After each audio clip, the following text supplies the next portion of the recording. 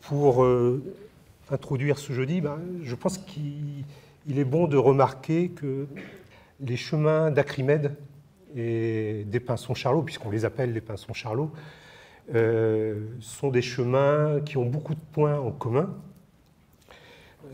Tout d'abord, un regard critique sur le monde tel qu'il va ou tel qu'il nous est donné à voir, et un travail d'investigation, d'analyse dans la durée, puisque ça fait maintenant un tiers de siècle, 32 ans, pardon, que les Pinsons-Charlot enquêtent sur la classe dominante, et ça fait moins d'un quart de siècle, 22 ans, qu'Acrimède travaille sur l'espace médiatique et sur l'asservissement par les dominants de l'espace médiatique.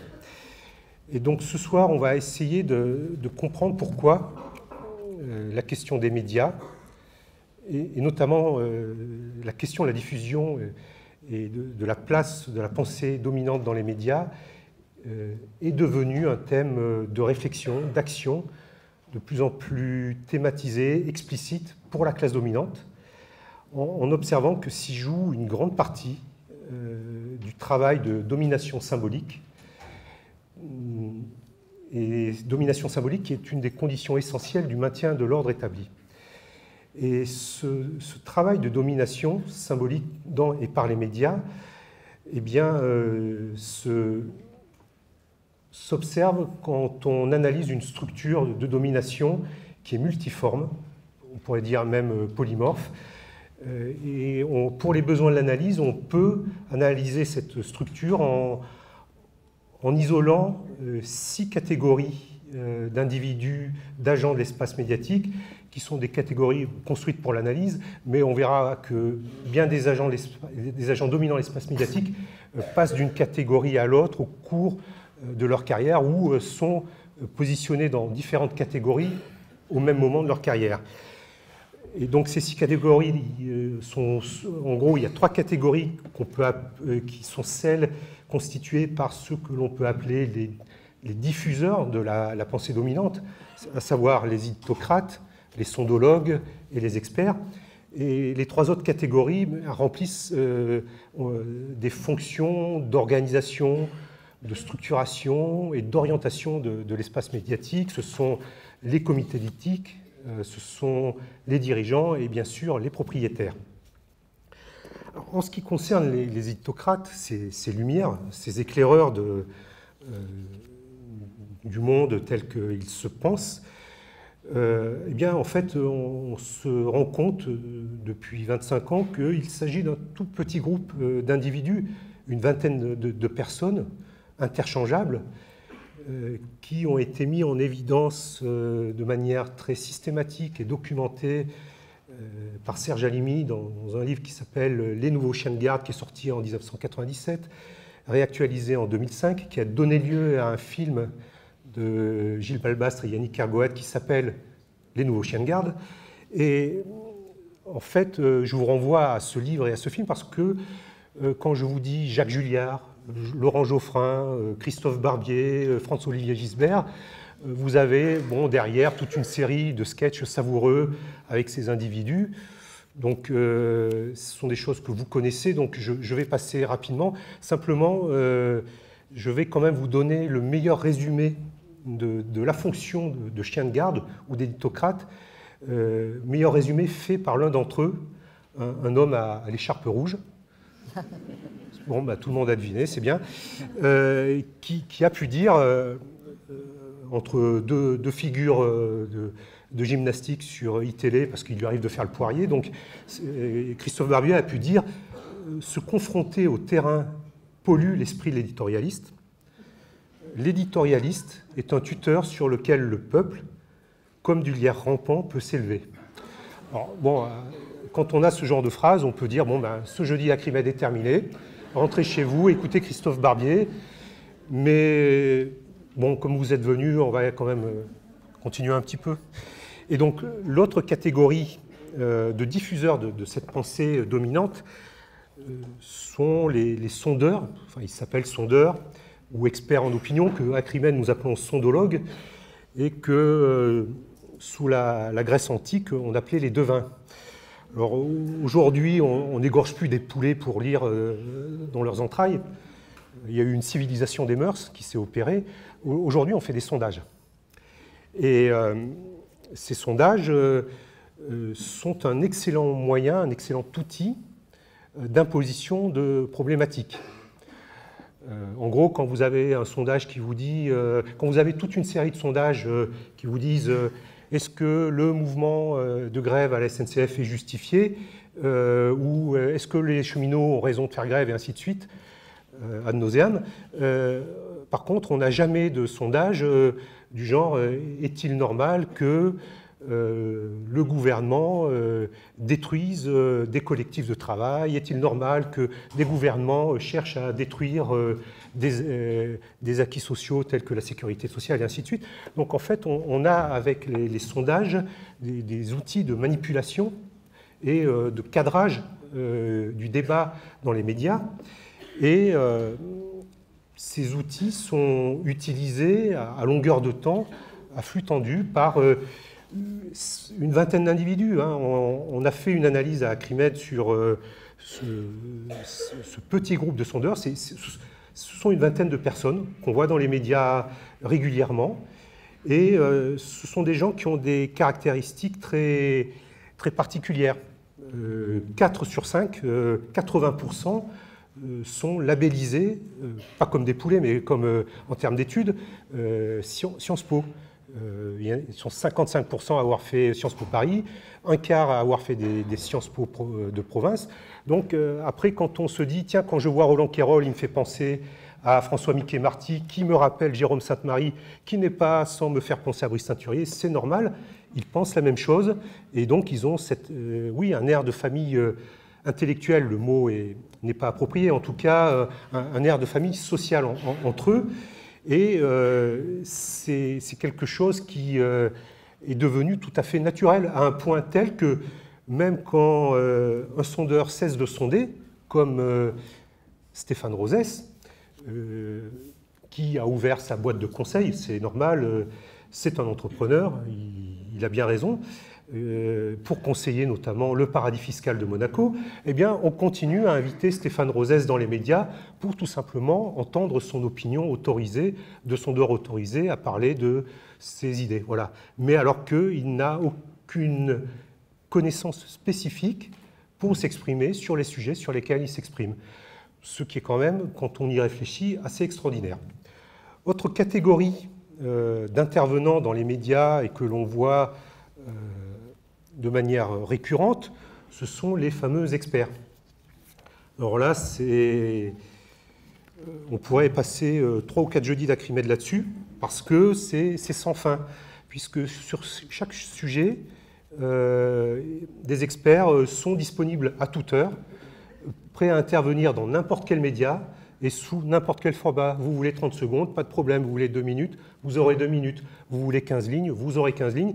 Ils n'ont pas d'exigences intellectuelles, ils ont tout simplement des exigences de visibilité. Ils veulent tout simplement passer dans les médias et pour diffuser des idées reçues, ce qui va très bien pour ceux qui les reçoivent, parce qu'on n'est pas là pour réfléchir, mais tout simplement pour pouvoir dire ce qu'il faut penser de ce qui est en train de se passer. Je vais prendre 2 exemples de catégories d'experts. La première catégorie, c'est les experts en terrorisme. On a fait une étude à Acrimed quand il y a eu l'attentat de Bruxelles le 22 mars 2016, et on avait comptabilisé sur la seule journée de l'attentat en question 56 interventions d'experts, tous médias confondus, et le nombre d'experts était de 27. On avait 27 experts qui se sont partagés le travail dans tous les médias, et ça, je pense qu'il faut les admirer, parce qu'on en a un qui s'appelle Mohamed Sifaoui. Alors lui, il a été formidable. Le matin, au téléphone, il était dans le 7-9-30, 7h, 9h30 d'Yves Calvi sur RTL. Alors là, il était en tant que spécialiste des réseaux terroristes en France et en Europe. Dans la même matinée, on a pu l'entendre dans les studios de RMC. Alors là, c'était le journaliste, écrivain, réalisateur. À 12h30, comme il connaît bien le chemin, il était à nouveau sur RTL. À 13 h, il faut changer un peu, et puis il est passé sur la rue d'en face, il est allé sur Europe 1. Mais attention, en tant que journaliste et spécialiste du terrorisme islamiste. Et à 17h45, notre journaliste, écrivain, réalisateur était chez Yves Calvi, mais pas sur RTL, sur France 5, télé publique. Et entre-temps, dans la journée, pour les gens qui sont accros à BFM, eh bien, on avait pu le voir en tant que journaliste spécialiste du terrorisme islamique. Donc, on voit, on a des gens que ça ne leur pose aucun problème d'intervenir, et c'est tout un art de vivre. Autre catégorie d'experts, un peu différente, mais avec les mêmes effets de clôture du débat, et puis même pas de clôture du débat, de non-existence du moindre débat, ce sont les économistes qui s'expriment dans le journal Le Monde, dit le quotidien spéral des marchés, quand ils s'expriment sur les questions de la politique économique de la zone euro. Alors là, pareil, on a fait une analyse sur 4 mois, du 1er janvier au 30 avril 2015, et on a comptabilisé, on a fait ce travail-là, et on a vu que 70% des interventions sur les questions politiques économiques dans la zone euro étaient faites par des membres de banques, de grandes entreprises ou de la BCE. Le reste se partage entre des économistes libéraux ou très libéraux, et 3% représentent des points de vue critiques de l'orientation de la politique économique européenne. Donc on voit éditocrates, sondologues, experts, ces gens-là qui ont en permanence le micro. Attendez, bon, j'ai le micro, mais attendez, je ne suis pas de ces catégories-là, mais ce que je veux dire, c'est vous allumez n'importe quelle radio, n'importe quelle télévision, vous consultez n'importe quel site, et pour ceux à qui il arrive encore d'acheter des journaux, vous achetez n'importe quel journal, vous avez de très fortes probabilités de tomber sur eux. Ça, c'est pour les gens qui s'expriment et qui donc cadrent les débats. Mais ce qu'il faut bien voir, c'est que cette structure de domination a besoin d'être pérennisée, stabilisée, légitimée. Et pour cela, eh bien, donc, il y a d'autres catégories d'individus. Alors, il y a une catégorie, c'est pour les... J'ai envie de dire, ce sont les gens qui sont en pré-retraite ou qui sont quasiment à la retraite, mais les maisons de retraite, c'est pour les pauvres. Hein. Eux, on appelle ça des comités d'éthique, parce que ce sont des sages. Enfin, en tout cas, ils sont perçus comme des sages. Alors pareil, on a analysé les compositions des comités d'éthique des médias qui s'en sont dotés suite à la loi Bloch, une loi cosmétique d'un député socialiste, entre guillemets, de la précédente législature. C'est la seule loi que les socialistes ont fait sur les médias. Enfin, si on peut pas appeler ça une loi, c'est, voilà, on va créer des comités d'éthique, et c'est du genre, c'est le fameux sketch de Coluche, hein, c'est au bout de 10 avertissements, on a un blâme, au bout de 10 blâmes, on a une commission de discipline, et au bout de 15 commissions de discipline, on risque une exclusion temporaire. Donc on voit bien que c'est uniquement pour donner un vernis éthique, puisque c'est un mot très à la mode depuis une quinzaine d'années dans le monde du business, parce qu'il faut bien montrer que la domination se fait pour le bien des gens qu'on exploite. Ce n'est pas fait pour accroître des revenus, consolider des patrimoines. Non, non, c'est fait dans l'intérêt général. Et donc ces comités d'éthique, on a analysé ça, et on voit que la moyenne d'âge, c'est 66 ans. Et le Benjamin, c'est une quinquagénaire de 51 ans. Donc je suppose qu'ici, beaucoup d'entre vous ne pourraient pas encore postuler au comité d'éthique de ces différents médias. Alors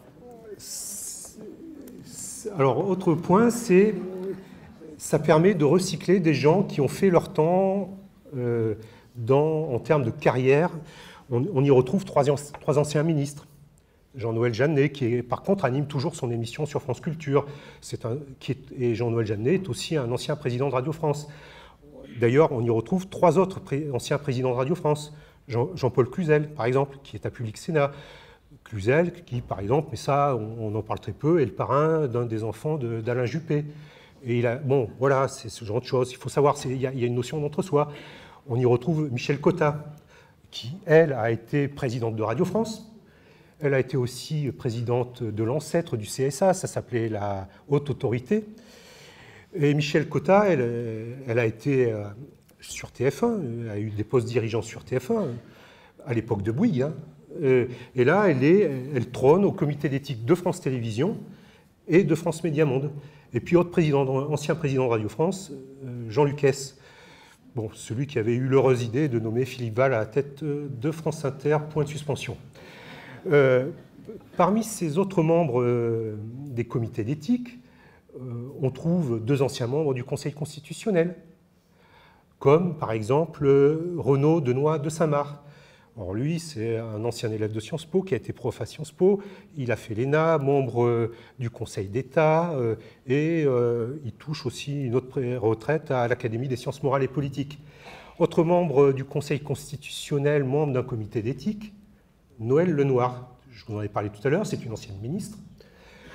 Noëlle Lenoir a été nommée au Conseil constitutionnel par Henri Emmanuelli, socialiste, et a été nommée au gouvernement de Jean-Pierre Raffarin parce qu'elle avait validé une loi qui organisait l'impunité judiciaire d'un président en exercice, en l'occurrence Jacques Chirac, qui depuis a quand même été condamné, mais avec bien des années de retard, et après avoir quitté le palais de l'Élysée. Et Noëlle Lenoir est aussi membre d'un autre comité d'éthique, mieux, comité scientifique et d'éthique, d'un dispositif très démocratique que tout le monde connaît, dont tout le monde parle en ce moment, c'est Parcoursup. Voilà. Et donc cette dame-là trône au comité d'éthique de Radio France. Donc je ne sais plus ce qu'est la notion de devoir de réserve. Et toujours au comité d'éthique de Radio France, trône un individu qui s'appelle Jean-Robert Pitt. Alors lui, il a été président de la Sorbonne et il était à l'époque du CPE en première ligne dans tous les médias contre le CPE.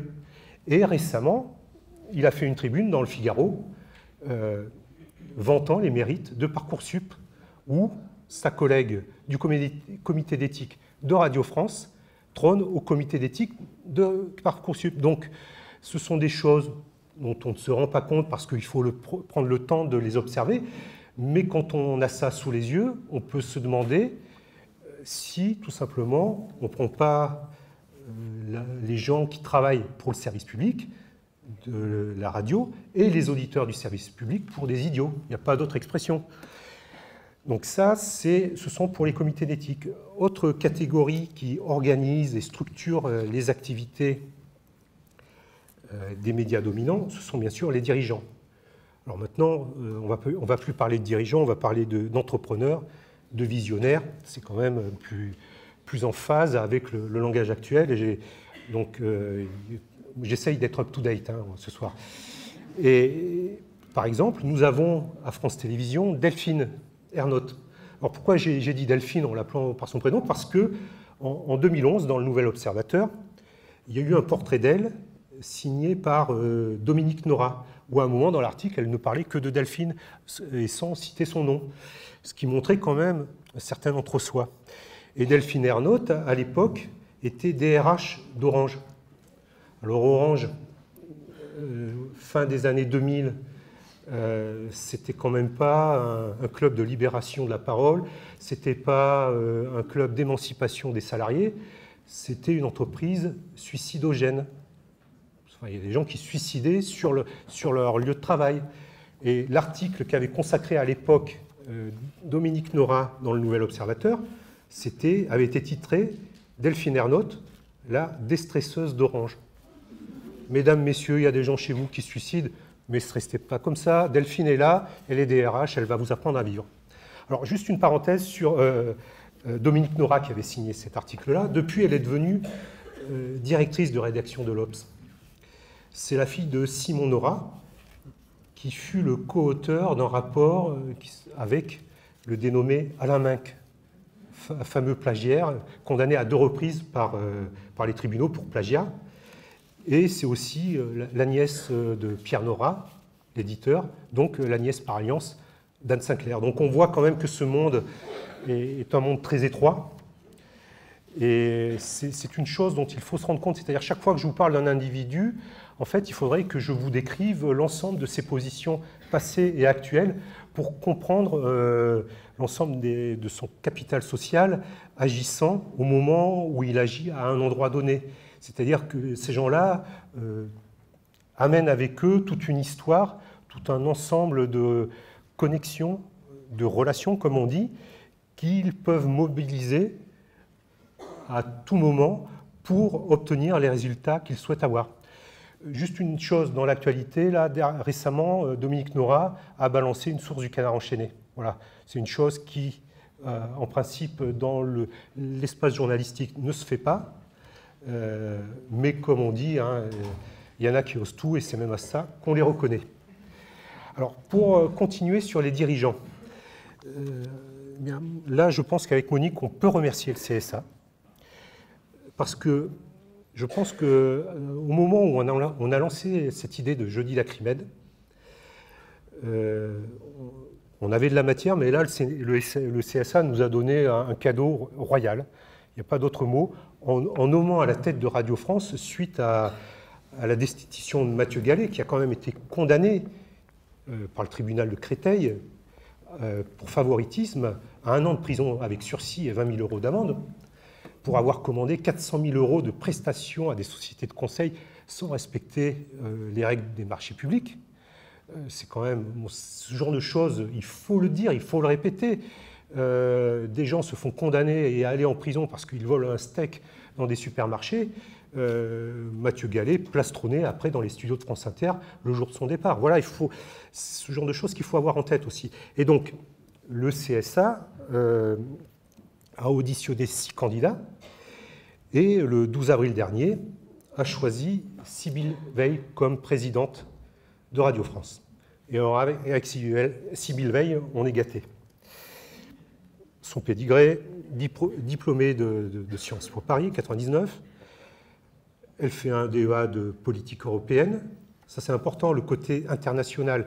Les dominants, enfin, dans le travail de domination, il y a une composante internationale très, très prégnante, très active, et notamment en termes de transposition directive européenne, il y a tout un jeu sur le rapport à l'international pour légitimer une position. Sybille Veil a bien sûr fait l'ENA, où elle y a rencontré son mari, Sébastien Veil. Dans cette promotion, il y avait le futur Jupiter Ier, le mari de Brigitte Macron, qui a assisté bien sûr au mariage de Brigitte et Sébastien. De Brigitte et Sébastien, oh là. Non, là, ça ferait quand même trop arrière-grand-mère avec non, Emmanuel, si tu m'écoutes, de Sybille et Sébastien. Et Sybille Veil et Sébastien Veil ont été membres du cabinet d'un président de la République. Pas Macron, pas Hollande, mais Nicolas Sarkozy, entre 2007 et 2010. Et notamment sous la houlette d'un personnage qui s'appelle Raymond Soubi. Voilà, on peut avoir des cris du cœur. Alors là, je vous renvoie à un article ancien, mais toujours pertinent, de Gilles Balbastre sur Raymond Soubi, dans Le Monde diplomatique. J'ai plus l'année en tête, je m'en excuse. Mais qui montre que ce personnage-là, depuis 40 ans, est en fait un des architectes du travail de destruction méthodique des règles de protection des salariés dans ce pays. Et que ce soit auprès de gouvernements officiellement de droite ou auprès de gouvernements qui se disent de gauche mais qui sont faits de droite. Donc après ce passage au cabinet de Sarkozy, elle a rejoint la PHP, l'Assistance publique Hôpitaux de Paris, où là elle a exercé une fonction qui s'appelait pilotage de la transformation, de 2010 à 2015. Alors là, pareil, c'est un langage très euphémisé. Alors j'entends des alala, et en effet, on peut faire alala. Parce que quand on entend pilotage de la transformation et qu'on voit arriver Sybille Veil, on se dit il va se passer des choses. Et en effet, Sybille Veil, avant d'être nommée à la présidence de Radio France, avait mis son CV en ligne sur LinkedIn, sur un site où tous les cadres ou aspirants cadres mettent leur CV. Et alors, la lecture de son CV, c'est tout un poème. Enfin, un poème, enfin, vous mettez les guillemets, hein, mais quand vous lisez gestion des flux et optimisation des capacités, hein, on parle quand même d'hôpitaux. Hein. Quand on parle expérimentation et déploiement d'une démarche de Lean Six Sigma dans les blocs opératoires, IRM, scanner, plateau de consultation, urgence, service facturier et dans la gestion des séjours des patients, alors Lean, je fais une parenthèse, ça fait référence au Lean Management. En 1997, Claude Allègre, qui était un ministre de Lionel Jospin, ministre de l'Éducation nationale, qui avait notamment pour conseillère la maman de Florence Parly, l'actuelle ministre de la Défense, qui a osé dire qu'on vendait des armes, mais pas pour s'en servir. Claude Allègre avait parlé à propos de l'Éducation nationale, avait dit il faut dégraisser le mammouth. Alors bien sûr, ça avait provoqué un tollé, à juste titre. Et les dominants apprennent de leurs erreurs. Et ça, c'est justement une chose qu'il faut avoir en tête et que je pense à gauche notamment, on oublie trop souvent. Il y a une forme d'intelligence. Et aujourd'hui, quand Sibylle Veil arrive à la PHP, elle ne dit pas « je vais dégraisser ce mammouth », elle dit « je vais faire du Lean Six Management ». Mais ça revient à la même chose. Autre élément de son CV, professionnalisation de la gestion des flux, planification des activités, mise sous contrôle des durées de séjour, outils informatiques de suivi, nouveaux métiers, programme d'amélioration des recettes, optimisation de la facturation, benchmark. Benchmark, c'est voilà ce qu'on fait en Hollande ou en Slovénie ou au Paraguay qu'on ne fait pas ici, et vous voyez qu'ils gagnent de l'argent, donc vous allez faire pareil. Project Management Office. En fait, vous voyez tout un langage de management. Elle pourrait aussi bien appliquer ce langage-là à la fabrication de croquettes pour chiens ou pour chats qu'à la fabrication de foulards en soie. L'important, c'est de faire du fric et rien d'autre. Mais bien sûr, ce n'est pas dit comme ça, il faut le décoder, mais tous les termes et l'ensemble des expressions et la connexion de ces expressions vont en ce sens-là. Et donc, aujourd'hui, Sibylle Veil est présidente de Radio France. On souhaite bon courage aux salariés de Radio France. Et on peut penser qu'avec les projets de fusion qui sont en cours avec d'autres parties du secteur de l'audiovisuel public, il y a eu un article hier dans le cadre enchaîné sur Sibylle Veil, on peut penser que sa carrière n'est pas finie, hélas pour nous. Donc, je vous ai cité 5 catégories, à la fois les hypocrates, les sondeurs, les experts, les sages, enfin les membres des comités éthiques, les dirigeants, et on peut voir que les membres de ces 5 catégories passent plus ou moins allègrement de l'une à l'autre de ces catégories, et plutôt plus que moins, au point qu'on peut parler, à une époque, on a pu parler à juste titre d'une circulation circulaire d'informations, mais aussi on peut parler d'une circulation circulaire de ces individus. Un jour, on verra Laurent Geoffrin au Nouvel Observateur, le lendemain à Libération, et un autre jour au Nouvel Observateur, et un autre jour animer une émission sur France Inter, et puis l'autre lendemain sur France Culture un matin, et puis on le verra revenir à Libération, et ainsi de suite. Et suivre ce parcours-là, ça occupe des équipes d'observateurs à temps plein. Et donc, on voit que la circulation à la fois de cette information, de ces idées reçues, et de ces personnages à tous ces postes clés, aboutissent au fait que, eh bien, cette doxa est comme naturelle, puisque, quels que soient nos interlocuteurs, ou quasiment tous, reviennent les mêmes termes, les mêmes expressions, et du coup, les mêmes orientations.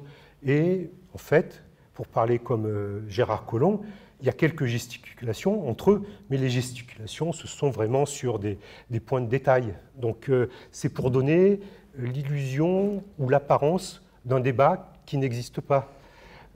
Jamais on entendra Monique Pinson-Charlot animait une émission sur France Culture pendant 30 ans, le samedi matin, de 9h à 10h du matin. Je pense que tout le monde aura compris à qui je fais allusion. Pardon? C'est vrai aussi, mais je pense que... mais bon, il n'empêche qu'une pensée critique comme celle des Pinson-Charlot sur un créneau comme celui-là, on ne l'a jamais vu. Et je ne pense pas que ce soit demain, en tout cas, s'il n'y a pas de travail de transformation des médias, mais ça, je vais y revenir, ou de volonté de transformer les médias.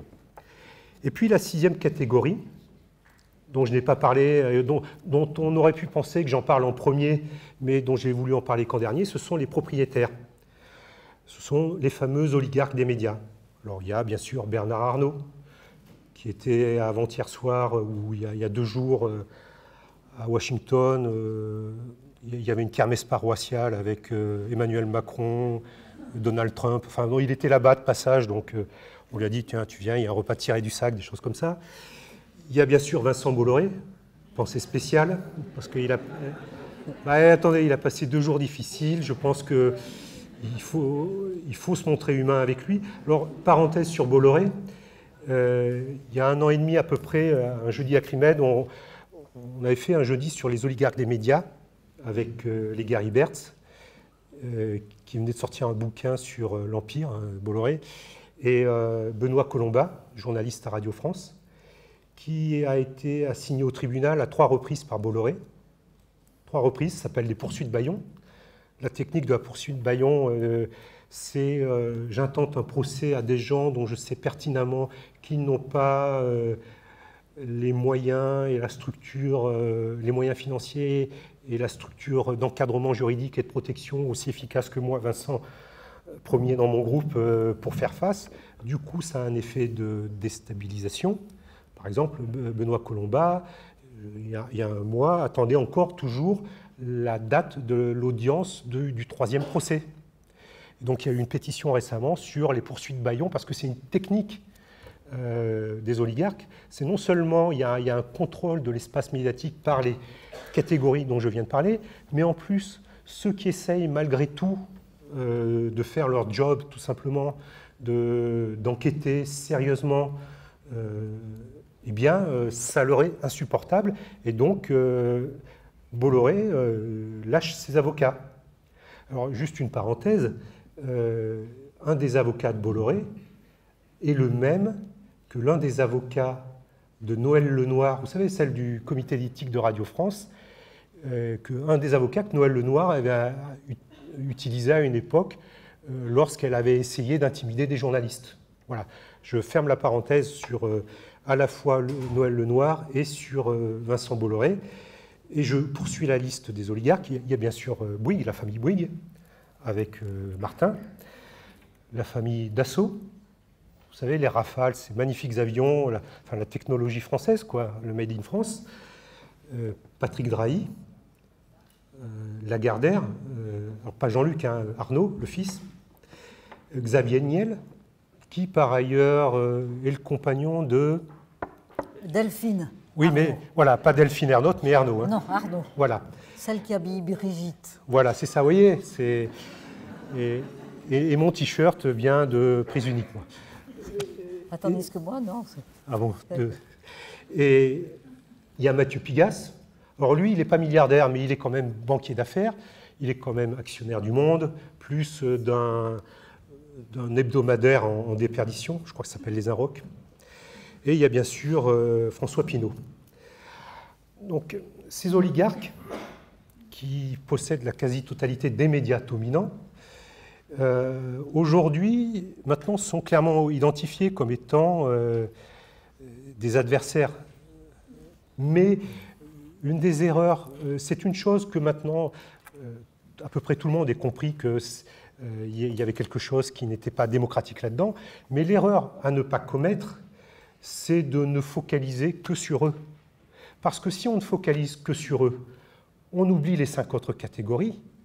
Et en gros, si on ne fait que des lois en pensant qu'à eux, ok, bien, on aura des seuils de concentration abaissés. Et ça, avant que ça se fasse, vu l'arsenal, vu les bataillons d'avocats qu'ils ont et leur connaissance du droit bien supérieure à celle des partis de gauche qui pourraient peut-être un jour arriver au pouvoir, ça sera plus que compliqué. Mais surtout, donc, ça ne réglerait pas le problème des 5 autres catégories, c'est-à-dire que pour penser à une véritable transformation des médias, il faut avoir ces 6 catégories en tête.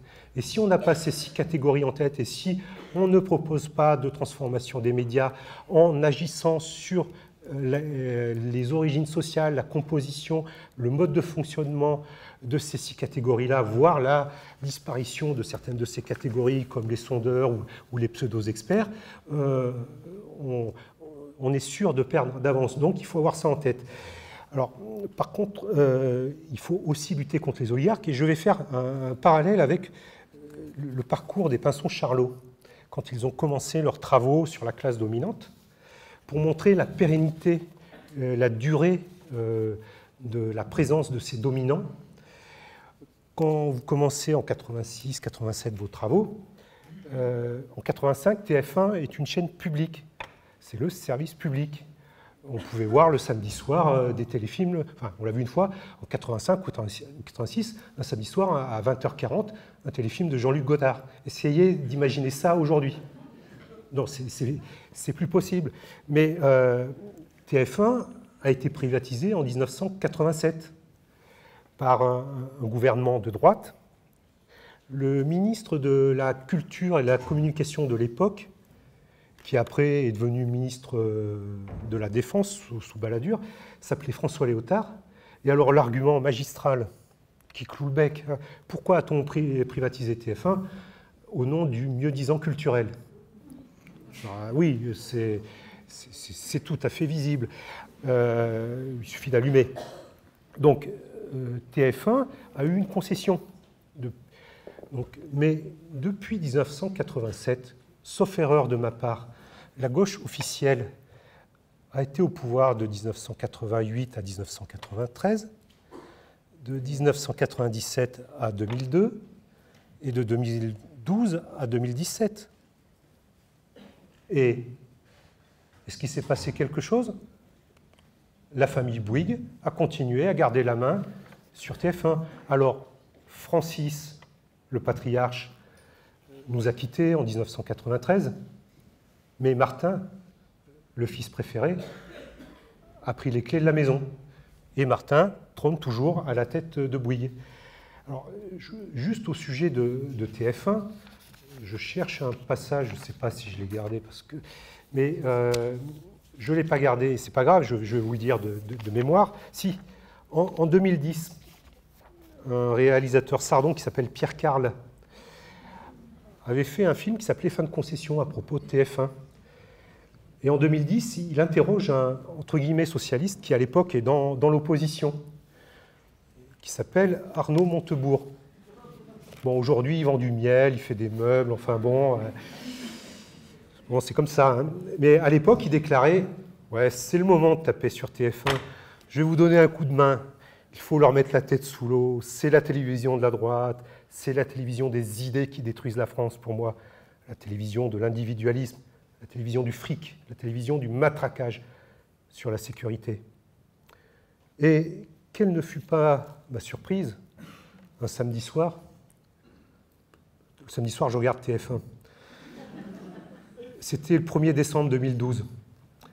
Je n'ai pas vu Jean-Luc Godard, mais ce jour-là, j'ai vu un ministre du redressement productif, tout gentil, tout content d'être devant, je crois que c'était Claire Chazal encore, enfin peu importe qui c'était, mais d'être au micro TF1, de plastronner sur TF1, en ayant bien sûr complètement oublié les propos que je viens de vous citer. Voilà. Donc ça aussi, c'est une leçon qu'il faut avoir en tête. Vous pouvez avoir des gens qui peuvent à un moment donné vous tenir des propos très radicaux, très rentre-dedans, très définitifs. Ce que je vous ai dit tout à l'heure, moi quand je l'ai entendu en regardant en fin de concession, je regardais autour de moi, je me suis dit, ça y est, c'est la révolution. Et puis, une fois arrivé, une fois devenu ministre du redressement productif, plus rien du tout. Donc voilà, il faut se méfier des gens qui prennent des postures et il faut se méfier d'un radicalisme verbal. Et c'est une chose, je pense que ça fait partie des formations qu'il faut mettre en place, parce que sinon, des fois, on ne sert qu'à faire la courte échelle à certains individus qui se servent à certains moments de thèmes qui leur paraissent porteurs dans leur carrière. C'est-à-dire à un moment, pour certains individus, la critique des médias, l'analyse critique des médias, ou même la critique de la classe dominante, ça peut être porteur, parce qu'ils peuvent en retirer une audience, plus des suffrages, pour, dans la demi-heure après leur élection, avoir une faculté d'amnésie extraordinaire. Voilà. Donc, je ferme cette parenthèse. Et là, tu ne donnes pas de nom? La liste serait tellement longue, mais bon, oui, mon ennemi, c'est la finance, par exemple.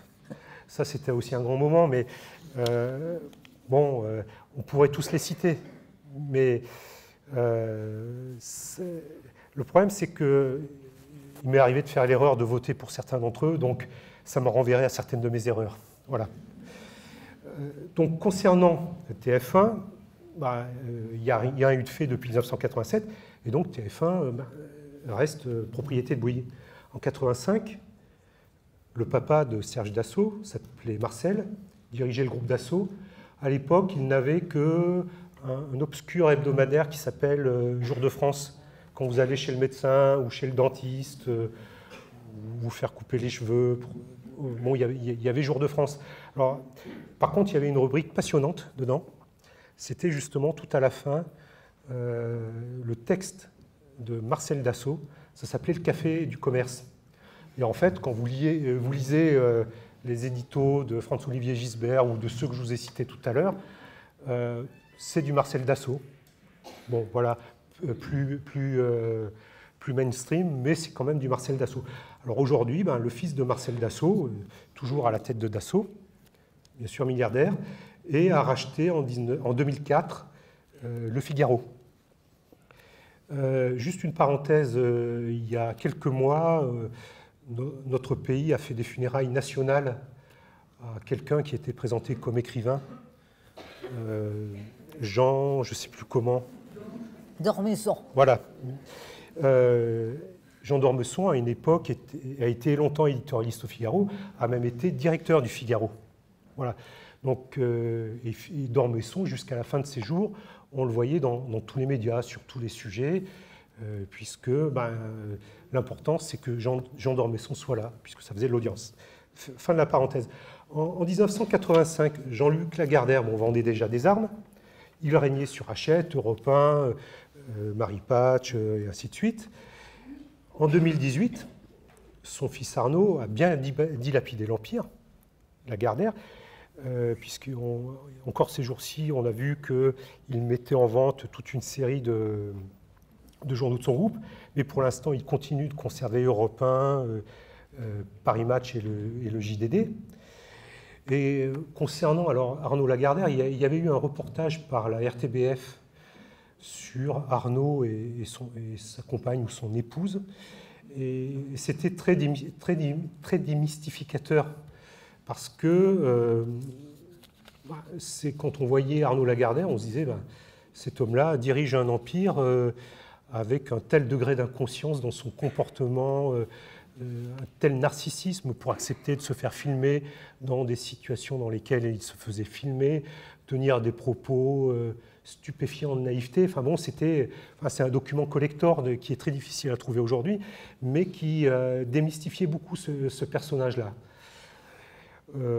1985-1986, c'est quand même le moment où François Mitterrand et les socialistes qui l'entourent créent une chaîne de télévision qui s'appelle La 5.